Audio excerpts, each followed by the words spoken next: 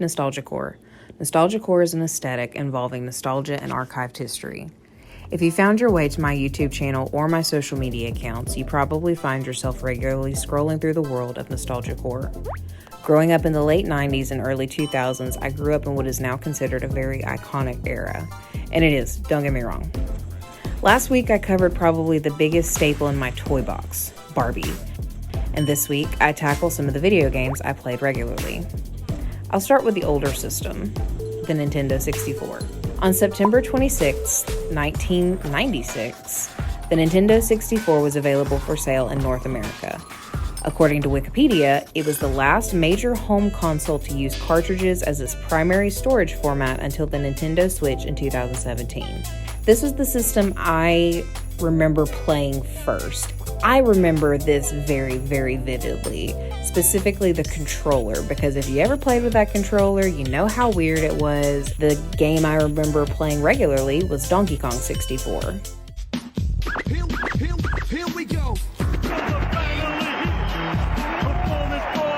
Donkey Kong 64 was released November 22nd, 1999.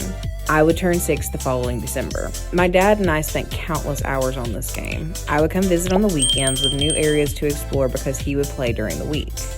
My favorite worlds to explore was the Fungi Forest and the Crystal Caves, and I loved playing as Tiny Kong. I also vividly remember blowing into these cartridges to get the game to work, which is the perfect segue to talk about this next piece. I had drawn another version inspired by Mario, and while sketching it out, I had the idea to also do a Donkey Kong version. In an effort to make it a little more my own and not so obviously copyright infringent, I opted not to include any of the Kongs. Instead, I chose Donkey Kong's tie to represent him, holding very lovingly the giant golden bananas you would regularly find on the island. The cartridge color is the bright yellow like the regular cartridge was in real life. It was always neat that you had at least one or two that would have some cool colors to it. I included Toph, the giant pig, and his counterpart Scoff the hippo. Side note, I definitely remember thinking it was odd that you basically just spent the whole time feeding Scoff to progress the game and get to new areas. I mean, I know there are weirder concepts out there, but still, I remember thinking it was a little weird. Top it off with King Koopa's crown and two barrels that you could regularly see flying primates being shot out of. And you have this piece finished.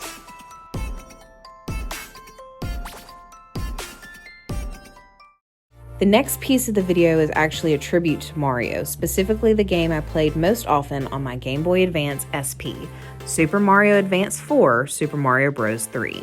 According to Wikipedia, the gameplay is the same as in the original version of Super Mario Bros. 3 for the Nintendo Entertainment System.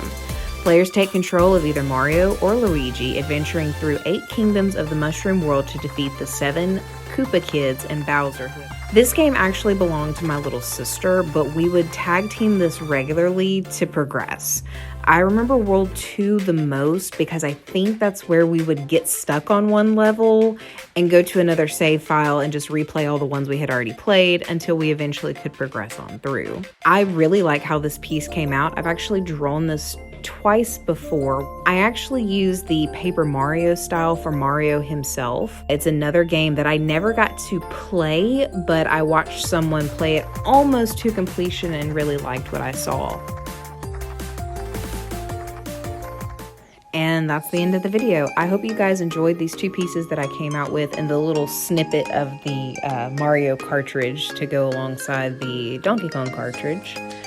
If you like nostalgic content, like I said, please be sure to subscribe and like this video. Leave me a comment and let me know if you played either one of these games and if you had a favorite world in them. I'll see you in the next video. Bye, guys.